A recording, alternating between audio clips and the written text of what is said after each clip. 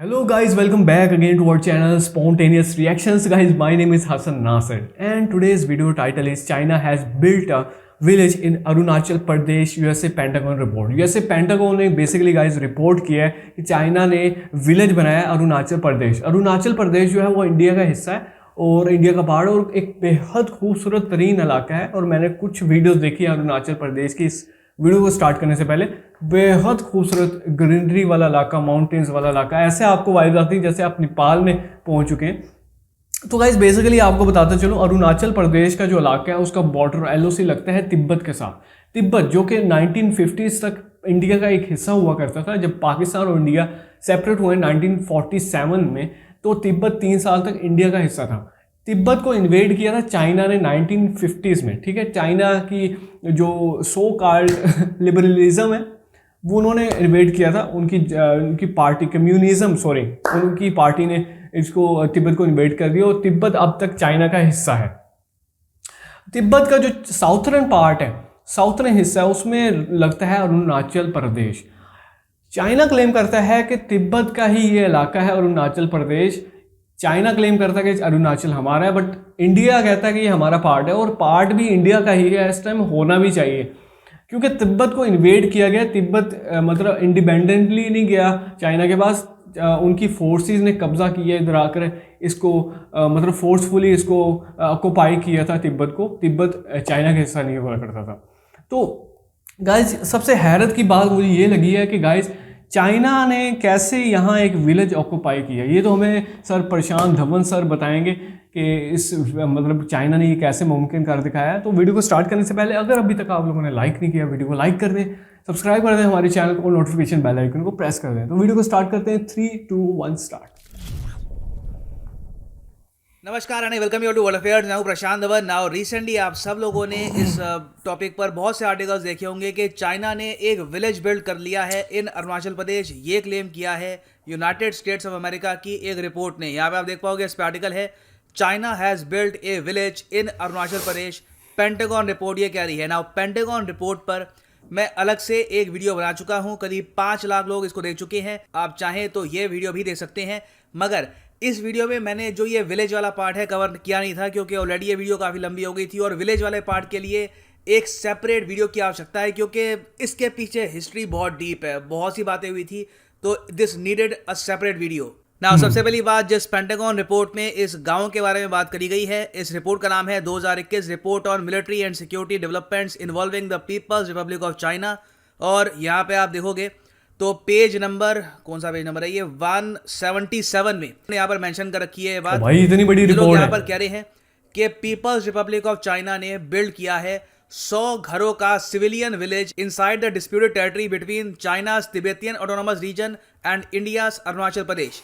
Now ये बस एक बार ही मेंशन किया गया है इस बात को लेकर कि चाइना ने इंडियन टेरिटरी में एक 100 घरों का विलेज बिल्ड कर दिया है, मगर ये नहीं बता रखा कि किस मंथ में ये बिल्ड किया था।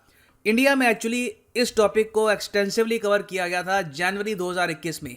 जी हाँ, 2021 में हम ये टॉपिक इंडिया में काफ़ी डिस्कस कर चुके हैं। ऐसा नहीं है कि चाइना ने हमारी टेरिटरी में एक गांव बना दिया 100 घरों का, इसके बारे में यूएसए हमको बता रहा है। बेसिकली हुआ यहाँ पर क्या था कि जो ये विलेज है ये चाइना ने बिल्ड किया था दिसंबर 2020 में, और जनवरी 2021 में सैटेलाइट इमेजेस के थ्रू इंडियन मीडिया ने ये बताया इंडिया को कि चाइना ने एक विलेज बिल्ड कर दिया है इन अरुणाचल प्रदेश। और यहाँ पे आप देख पाओगे ये बात आज के समय भी इन नवंबर 2021 इंडियन मीडिया फिर रिपीट कर रहा है कि यूएस की जो डिफेंस रिपोर्ट है, इन्होंने इंडियन मीडिया की जो यहाँ पर रिपोर्ट थी 2021 जनवरी 2021 वाली, उसको ही कोट किया है। और उस टाइम ये इमेजेस करी गई थी रिलीज। यहाँ पे आप देख पाओगे ये जो एरिया है ना, ये यहाँ पर एक बहुत ही इंपॉर्टेंट रिवर के पीछे का एरिया है जिस पर चाइना ने कब्जा कर रखा है सिंस 1959। मगर यहाँ पे इन्होंने कुछ खास कंस्ट्रक्शन करनी रखी थी। अगस्त 2019 तक ये एरिया ऐसा हुआ करता रहा। एक्चुअली अगस्त 2019 से पहले भी आप अगर देखो तो हमेशा ये एरिया ऐसी खाली सा था। चाइना ने नवंबर 2020 तक यहाँ पर ये 100 घरों का जो ये विलेज है ये बिल्ड कर दिया था। ना यहाँ पर आप पूछोगे कि ये एरिया आखिर है कहाँ पर। देखो ये एरिया आपको मिलेगा, सारी चू नाम की एक रिवर है नियर अरुणाचल प्रदेश। वहाँ पर एक बहुत ही मैं कहूँगा छोटा सा एरिया है, कुछ 2 किलोमीटर के आसपास का एरिया है। ये मैं आपको दिखाता हूँ। ये बिल्कुल अरुणाचल प्रदेश का जो यहाँ पर ये रीजन है ना, यहाँ पे आपको मिलेगा बिल्कुल इसके टिप पर ये लोकेशन आपको मिल जाएगी। नाउ इसके पीछे की जो हिस्ट्री है ये बहुत ही इंटरेस्टिंग है। नाउ जब भी हम बात करते हैं इंडिया और चाइना कॉन्फ्लिक्ट की तो सीधा हमारे माइंड में एक साल आता है 1962, मगर जो ये गांव वाला इशू है ना ये एक्चुअली 1959 तक जाता है। 1959 में क्या हुआ था, इंडिया चाइना वॉर से 3 साल पहले चाइना ने अटैक किया था असम राइफल्स की एक पोस्ट पर। करीब 12 इंडियन सोल्जर्स थे एक पोस्ट में और यहाँ पर 200 चाइनीज सोल्जर्स ने अटैक कर दिया था। कई इंडियन सोल्जर्स को चोटें आई, कुछ इंडियन सोल्जर्स यहाँ पर मारे भी गए और ओवरऑल ये पोस्ट हम हार गए थे 1959 में। तब से लेकर अब तक ये पोस्ट हम वापस रिकैप्चर नहीं कर पाए। यहाँ पर मैं बात कर रहा हूँ लॉन्गजू इंसिडेंट के बारे में। इंसिडेंट वैसे आप अगर देखो हिस्ट्री बुक्स में बहुत ही छोटा सा है, इस पर कोई खास आपको किताबें मिलेगी नहीं, मगर ये इशू इंटरनेशनलाइज बहुत हुआ था। इसको बाद में डिस्कस किया गया यूएसएसआर चाइना के बीच में, इंडिया चाइना के बीच में, और चाइना ने हमेशा यहाँ पर लॉन्गजू इंसिडेंट को ये बताया कि देखो हम क्या करते, इंडिया अग्रेशन कर रहे थे, हमने जवाबी कार्रवाई में इनको खदेड़ दिया। यहाँ पर ये चाइना का यहाँ पर पूरा नैरेटिव था। मगर लॉन्गजू इंसिडेंट की जो रियलिटी है ये पहले मैं आपको बताता हूँ कि हुआ क्या था। यहाँ पर जब चाइना ने बहुत ज्यादा अग्रेशन दिखाना स्टार्ट कर दिया तिब्बत में, तिब्बत के लोगों को मारना स्टार्ट कर दिया, और उस टाइम 1958-59 के आसपास जब दलाई लामा तिब्बत छोड़ के भारत में आ गए, उस वक्त चाइना की सरकार को इंडिया पे काफी गुस्सा आया कि इन्होंने यहाँ पर दलाई लामा को शरण क्यों दी है, और उसके रिस्पॉन्स में बताया जाता है कि लॉन्गजू इंसिडेंट हुआ था। और इंडिया का जो रिस्पॉन्स था यहाँ पर इतना वीक था कि चाइना को ऑलमोस्ट आप कह लीजिए इससे एक मोटिवेशन मिल गई कि कल को हम इन पे और भी बड़े स्केल पे अटैक कर सकते हैं, ये इसके रिस्पॉन्स में कुछ कर नहीं पाएंगे। क्योंकि हुआ यहाँ पर क्या था कि जब चाइना ने 1959 में लॉन्गजू पे अटैक किया और इंडियन सोल्जर्स को पीछे धकेल दिया, उसके बाद इंडिया का रिएक्शन बहुत ही सॉफ्ट था। और ऑलमोस्ट मैं यहाँ पर ये कहूँगा कि इंडिया ने डाउन प्ले करने की कोशिश करी कि ये इंसिडेंट कुछ हुआ ही नहीं है, मैटर नहीं करता, बहुत ही छोटा सा एरिया था, और हमने कभी भी इस इशू को इतना ज़्यादा इंटरनेशनलाइज किया नहीं जितना करना चाहिए था।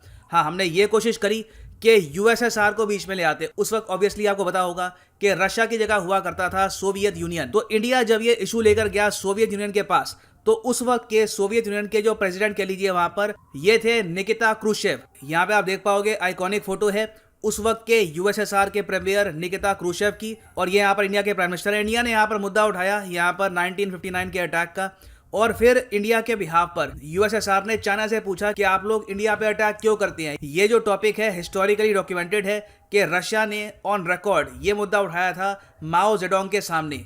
और इवन 1950s में भी जब कंट्रीज के प्रेसिडेंट प्रीमियर्स आपस में जब बात करते थे तो जो भी उनकी बातचीत है उसको लिखा जाता रहा, प्रॉपर डॉक्यूमेंटेशन होती थी। और आज भी आप अगर देखो तो रशियन गवर्नमेंट के जो डॉक्यूमेंट्स हैं ये इंटरनेशनल आर्काइव में आपको मिल जाएंगे ना। यहाँ पर आप देख पाओगे ये वो बातचीत है माओ जेडोंग और क्रूशेव की। क्रूशेव ने डायरेक्टली यहाँ पर क्वेश्चन पूछा कि why did you kill people on the border with India. Indian soldiers मारे गए थे, तो यहाँ पर क्रूशेव ने पूछा कि इंडिया के सोल्जर्स को क्यों मारा। माओ जेडोंग ने यह कहा कि उन्होंने पहले हम पे अटैक किया था, they attacked us first, cross the border and continued firing for 12 hours. और इसके बाद चाइना के उस वक्त जो विदेश मंत्री थे इन्होंने ये भी ऐड कर दिया कि किसके डेटा का आप ज़्यादा भरोसा करोगे, हमारा या फिर इंडियन के डेटा का, क्योंकि इंडियंस ऑफ कोर्स यहाँ पर कह रहे थे कि पहले अटैक चाइना ने किया था।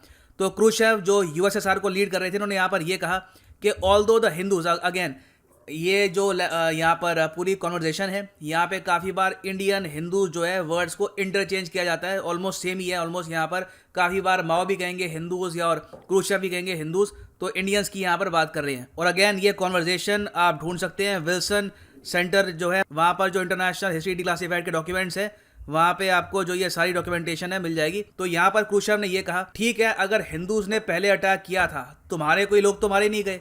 इन दी एंड जो हमारे पास रिजल्ट निकल के आया वो यही है कि जो भी डेथ्स हुई है ये इंडिया की साइड में हुई है, चाइना के लोग तो मारे नहीं गए। मगर फिर चाइना की साइड ने यहाँ पर यह कहा कि हम लोग क्या करते, उन्होंने पहले अटैक किया था, हम लोग हवा में फायरिंग कर नहीं सकते, और इन लोगों ने जो मैकमोहन लाइन है ये भी क्रॉस कर दी थी। और फिर चाइना ने जो ये सारा इशू है ये रफा दफा कर दिया ये कहकर कि हम लोग इंडिया से बात कर लेंगे इस इशू को लेकर, इनके जो वाइस प्रेसिडेंट हैं इनसे भी हम बातचीत में हैं, ये इतना बड़ा कोई इशू नहीं है कि यूएसएसआर को इंटरवेंशन यहाँ पे करनी चाहिए। मगर मैं यहाँ पर कहूँगा कि इस टाइम ना इंडिया अगर और ज़्यादा अग्रेसिवली इस इशू पे ध्यान देता, यूएसएसआर को यहाँ पे इन्वॉल्व कराता, तो शायद इन द फ्यूचर 1962 की वॉर भी ना होती। इंडिया ने सिंस 1959 का अटैक ऑलमोस्ट जाने दिया, इस पर इतना प्रेशर डाला नहीं चाइना पर, तो ये इशू फिर बाद में बहुत ही बड़ा बन गया और चाइना को ऑलमोस्ट एनकरेजमेंट मिल गई कि ठीक है, कल को अगर हम इन पे बड़े स्केल पे अटैक करते भी हैं तब भी यूएसएसआर इंडिया के बचाव में आने नहीं वाला।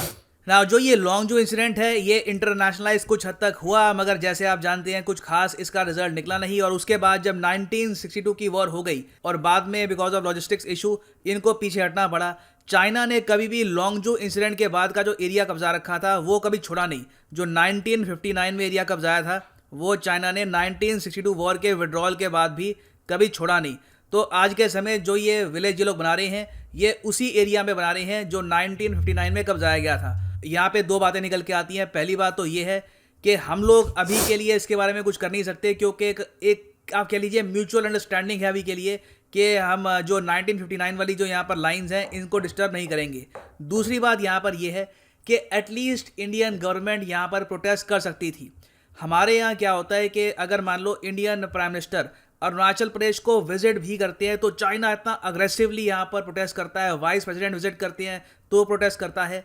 हम लोग इतने बड़े स्केल पर प्रोटेस्ट करते नहीं है यहाँ पर। और I think at least Indian government को यहाँ पर कहना चाहिए था कि ये जो इन्होंने यहाँ पर विलेज बना दिया है ये गलत है। और परहैप्स यहाँ पे मैं अज्यूम कर सकता हूँ गवर्नमेंट ने यहाँ पर ये भी सोचा होगा कि ये इशू अगर ये ओपनली उठाएंगे, इंडिया ओपनली अगर ये इशू उठाता है तो इंडियन पब्लिक डिमोरलाइज ना फील करे, मगर डिमोरलाइज तब फील करेगी जब इंफॉर्मेशन की कमी होगी। आई थिंक इंडिया को करना यहाँ पर ये चाहिए कि चाइना के साथ जो भी हमारी हिस्ट्री रही है, जो भी एरिया 1959 में 62 में ये लोग कब्जा चुके हैं उसके बारे में प्रॉपर इन्फॉर्मेशन प्रोवाइड करे और फिर यहाँ पर बताए कि देखिए अभी रिसेंटली ये हुआ है, हम लोग एज ए नेशन चाइना का प्रोटेस्ट करेंगे सोशल मीडिया पे और जगह भी। And I think that would be the right thing to do. हम लोग अगर बिल्कुल इग्नोर कर देते हैं इस पूरे इंसिडेंट को तो फिर से चाइना को 1959 की तरह एनकरेजमेंट मिलेगी कि ठीक है यहाँ पे डिस्प्यूटेड एरिया, यहाँ पर कुछ भी बना लो, इंडिया की तरफ से कुछ प्रोटेस्ट आना नहीं है। तो फाइनली मैं यहाँ पे आपसे पूछना चाहूँगा कि क्या आप लोग मानते हैं कि जो ये विलेज बनाया गया था एट द डिस्प्यूटेड टेरिटरी जो बिल्कुल बना था, क्या इसको लेकर इंडिया को बहुत ही बड़े स्केल पर प्रोटेस्ट करना चाहिए था या फिर आप मानते हैं कि नहीं अभी जो हमारी सो गाइज यहाँ पर वीडियो होती है एंड तो सर प्रशांत धवन ने बहुत ही सिंप्लीफाई करके इस टॉपिक को मतलब एनालाइज किया और हमें बताया कि चाइना ने बिल्ड क्यों किया है विलेज। ये डिस्प्यूटेड एरिया है, अरुणाचल प्रदेश और तिब्बत का एक इलाका वहाँ से लगता है और सिंचू एक मतलब लेक है, उधर पहले भी 1959 में वार हो चुकी है बिटवीन इंडिया एंड चाइना और इंडिया के काफ़ी सोल्जर्स उस टाइम मारे गए थे। फिर उसके बाद इंडिया ने पोलाइट पॉलिसी अपनाई, डाउन प्ले किया, उन्होंने ज़्यादा मतलब एहतजाज रिकॉर्ड नहीं कराया इंटरनेशनली वो। बट ये हुआ था कि उस टाइम रशिया गए थे, उस टाइम रशिया को सोवियत यूनियन कहा जाता था। सोवियत यूनियन में मतलब 7 ममालिक होते हैं जिसमें उज़्बेकिस्तान, तुर्कमेनिस्तान, ताजिकिस्तान, अज़रबैजान और चाइना और एक और मुल्क शामिल है। उधर उस टाइम जब इस टाइम के जवाहरलाल नेहरू थे उस टाइम के I think prime minister India के, वो उधर गए थे रशिया अपना एहतजाज रिकॉर्ड करवाने। तो रशियन ने सोवियत यूनियन ने मतलब कॉल की चाइना के प्राइम मिनिस्टर को, उनसे बातचीत हुई तो चाइना के जो प्राइम मिनिस्टर हैं उन्होंने कहा कि सीधा जवाब देते हुए उन्होंने कहा कि आपको पता है कि फ़ाइट किसने स्टार्ट की है? इंडिया ने स्टार्ट किया। उन्होंने कहा हमें पता है कि इंडिया ने स्टार्ट किया, बट आप में से आपके कोई भी फौजी मारा नहीं गया था, जबकि इंडिया के मतलब जितने भी मरे हैं वो इंडिया की जानब से मरे हुए। तो सिर्फ 11 से 12 फौजी से उस टाइम इंडिया के उस चेक पोस्ट पे, जबकि चाइना के 200 सोल्जर्स आए और उन्होंने काफ़ियों को ज़ख्मी किया, काफ़ियों को मारा। फिर तब से बहुत ज़्यादा उन्होंने देखा चाइना के इंडिया इस मुद्दे को उठा नहीं रहा, इंटरनेशनली एहतजाज रिकॉर्ड नहीं करवा रहा। तो फिर इस वजह से I think Prashant Dhawan sir कह रहे हैं इस वजह से 1962 वॉर अकर हुई। अगर इंडिया उस टाइम एहतजाज रिकॉर्ड करवा लेता इंटरनेशनली तो ये 1962 की वॉर नहीं होनी थी।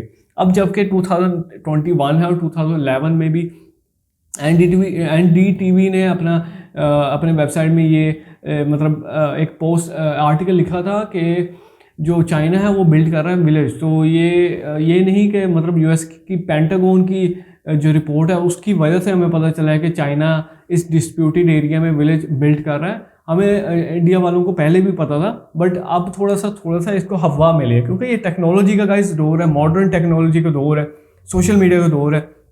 थोड़ी सी भी खबर होती है उसको वो हवा की तरह सारों के पास पहुंच जाती है।